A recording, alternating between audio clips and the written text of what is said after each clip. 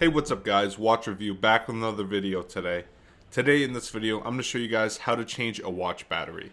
So all you guys are going to need is a screwdriver with small bits and a pair of tweezers. If you guys don't have this equipment, I'll put a link in the description to Amazon where you can find these. Now let's get started. Okay, so the first thing you have to do is undo the 4 screws in the corners.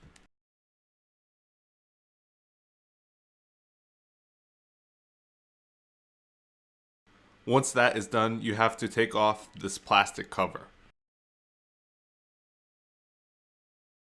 Then you're going to want to lift up the metal clamps over the battery.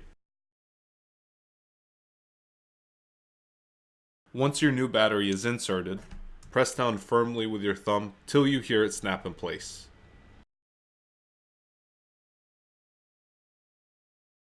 Then you want to take your tweezers and touch it to the battery to hard reset it. Now you can put on the plastic cover.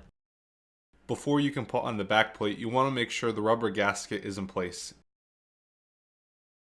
And then you can screw it back in.